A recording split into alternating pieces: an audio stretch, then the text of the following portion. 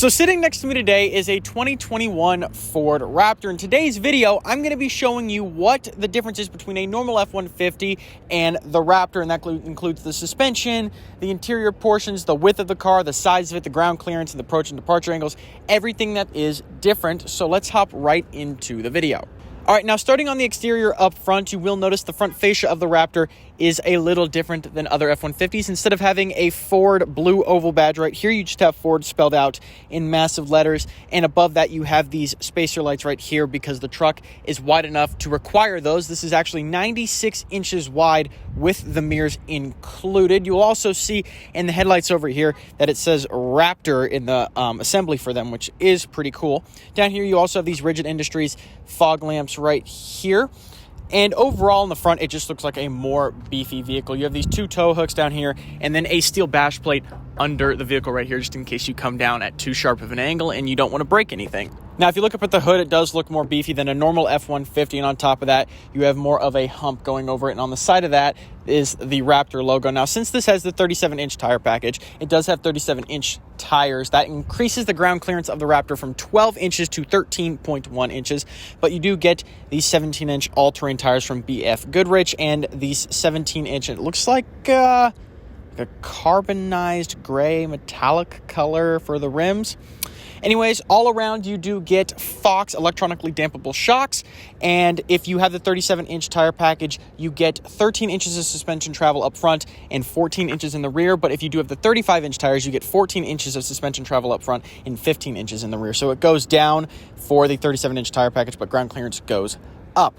On the side, you'll also see you have those fender flares and this side step right here that says Raptor on it. Now, as for the axle ratios for the Raptor, up front you have a 4.1 axle ratio, and in the back, since this has the Torsen package on it, you also get a 4.1 axle ratio, but that is a Torsen differential. If you don't have the Torsen package, it's still a 4.1 axle ratio, but it is not a Torsen one, and this one is, of course, electronically lockable, but you have to be in one of the four-wheel drive modes for it.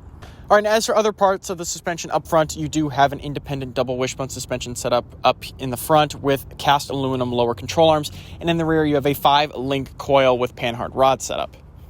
All right, now going back to the size of the Raptor, with the 37-inch tires on it, the Raptor is 80.7 inches tall. So that puts you at about 6'8" for anyone out there wondering. So yeah, it is a pretty tall truck, and it's definitely taller than other F-150s out there. But that just gives it more road presence, which makes it cooler. Now, moving on to the rear of the Raptor, you can see the tailgate is a little different than normal F-150s. You have this plastic piece right here that says Raptor, Ford, and F-150 on it, of course. And then you have these massive exhaust pipes right here. Now, this has active exhaust, which is really cool. And I've already tested it out, and it sounds pretty good. Here is what it sounds like.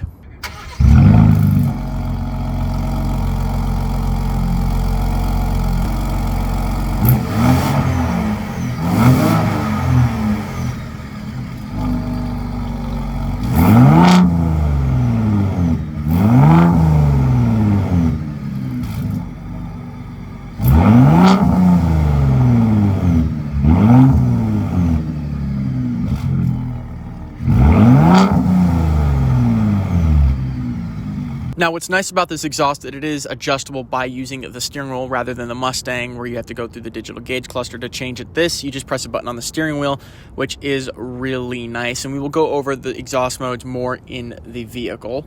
Now, back here, you also have these tow hooks right here to get you out of any situation that you come across. But overall, the back of this thing, other than those little changes, is pretty normal for an F-150. Of course, you have your trailer connections right here with your tow hitch right here. Now, if you're interested, the F-150 bed, this one is the 5.5-foot bed. That's the only one you can get on the Raptor. It can hold up to 58.2 cubic feet of cargo. So just in case you're interested, there you go.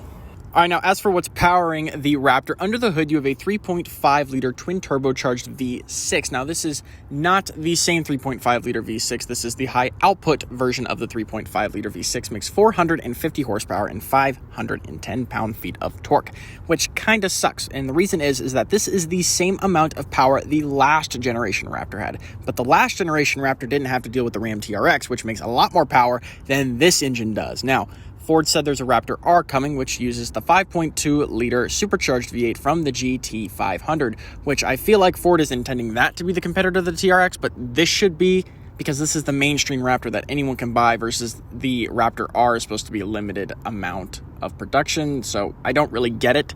I just wish this engine made a little more power. Now, as for the transmission, it uses the 10-speed automatic transmission that Ford co-developed with GM. Now, the Raptor also has a 2-speed torque-on-demand 4-wheel drive system with a mechanical lock.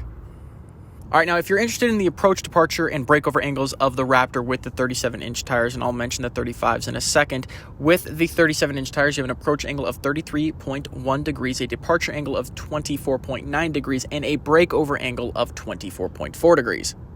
Now, if you get the 35-inch tires instead of the 37s, you have an approach angle of 31 degrees, a departure angle of 23.9 degrees, and a breakover angle of 22.7 degrees. Now, like I said, this has the Fox Racing shocks that are electronically controllable. It has 3.1-inch dampers, and if you get the 35-inch tires, 0.875-inch rods, but with the 37s, you get 1-inch rods, and that is all around. Now, for the brakes up front, they are 350mm discs up front and 336 millimeter discs in the back, just in case you're interested in the stopping power of the Raptor. All right, now I know it's not as much as every other F-150 out there, but if you are interested in towing with your Raptor, it still can do a pretty decent amount. It can tow 8,200 pounds, but that's nothing compared to even like the 2.7 with the payload package that can do 10,000 pounds. But if you are interested, this can still tow around 8,200 pounds.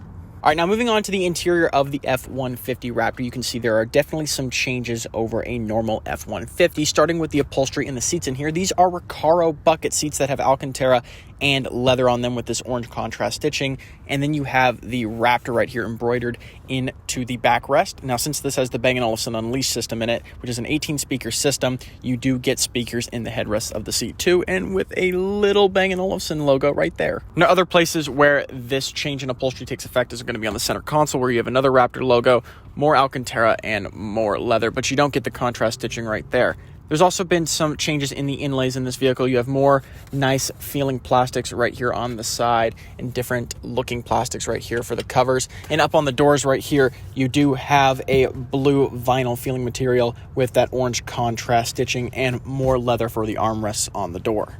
The steering wheel's also changed a little bit. You have this orange center marker right here in leather, and then you have orange contrast stitching going all the way around with the Raptor logo at the bottom right here. On top of that, this is the only F-150 in the lineup currently that has these paddle shifters right here. These are absolutely massive, and they are aluminum feeling and pretty substantial feeling, which is really nice. Now, other changes you'll notice is down on the door sills, instead of it just saying F-150 or Ford, it does say Ford Performance instead, with performance in red, of course, to make it look more sporty and performance oriented. All right, now as for other things they've added to the interior of the Raptor over other F-150s, like I said, you have your exhaust button on the steering wheel right here. You also have the ability to adjust your suspension and your steering modes, which I'll go over in a sec. You also have these auxiliary switches up here, which can be used in conjunction with auxiliary items that you attach to the outside of the vehicle.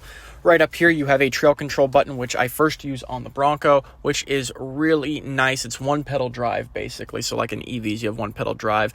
In the trail control button right there, it is sort of like one pedal drive. And when I was using it in the Bronco going downhill, it was a nice thing to have. Of course, like I said, you have that rear locking differential, which you have that button right here to enable that. Your drive mode switch right here, which I'll go over those drive modes in a second. And then, of course, your transfer case settings right there.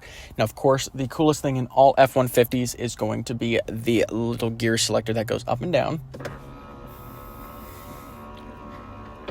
And this one seems particularly noisy. Now, going ahead and starting the vehicle, you will see the gauges look a little different. They look a little more sporty, off-road oriented over the normal circle ones that you get in the normal F-150. Now we can go over some of those drive modes. Of course, you have the normal ones like slippery and wet, tow and haul, sport, and normal.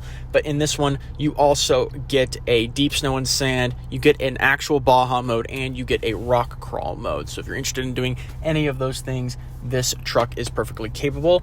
And some of those modes will automatically turn off traction control, and they'll automatically switch the car into four-wheel low or four-wheel high as needed. And like I said, when you have it in four-wheel high, if I can go back to Baja right here, because that's what it's going to throw it in, is four-wheel high, you could push this button right here, and it will lock the rear differential just like that. Now, something that's interesting is in a lot of F-150s, the speedometer goes up to 120. In the Raptors, it does go up to 140. Now, the last time I tested the top speed within a Raptor, I only got up to about 108 miles an hour. That video is on the channel if you do want to go see it, but I only got it up to about 108, maybe even less. I can't remember, maybe 105, but it was not anywhere close to that maximum number on the speedometer of 140, and that's partly because the car and the suspension, the tires were just not built to go that fast.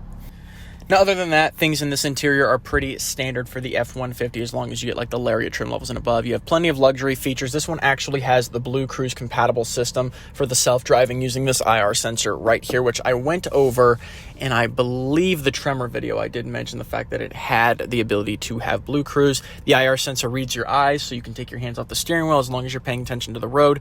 It will let you take your hands off the steering wheel. You have this massive 12-inch screen right here running Sync 4. Like I said, the Bang & Olufsen Unleashed system, which is decent. Honestly, I think there's other systems from Ford that are also by Bang & Olufsen, such as the 12 speaker in the Mustang. I think sounds a little better. The bass in this system right here with this 18 speaker just doesn't sound like it's there for me. I just prefer the other ones like in the Explorer or the Mustang. They just sound a little better. Now, of course, this is super practical as well because it is still an F-150, which means you get a towing capacity of, I believe, 8,500 pounds. I'll throw a number up on the screen just in case I'm wrong there. But you can lower your lever right here and fold and have this workspace right here that this truck was equipped with. This is optional, remember that, so you don't always get this in the Raptor. But just in case you are on a job site and you do happen to have a Raptor, if you equip this, you can fold down that lever right there, cover up the cup holders, which is fine because you have two more right here, and you can put papers here, your laptop here, and do some work. Or if you're in the office and just want to get away from your annoying coworkers, that's a good way to do it too. But yeah, guys, that is basically all the changes they've made to the interior of the F-150 Raptor. It's still familiar, but they have added a lot of off-roading features. And yeah, so the changes they've made to this vehicle so far, I really like. All right, and that is the 2021 F-150 Raptor. I am super sorry I'm not able to drive it today and give you guys some sort of review about how it drives. It's not my car, and someone special ordered this vehicle, so I'm not technically allowed to drive it other than the 100 feet from its parking space over there. But I will be able to get in one of these days soon and be able to give you a driving review, hopefully off-road on a Baja course or something like that with me driving behind the wheel.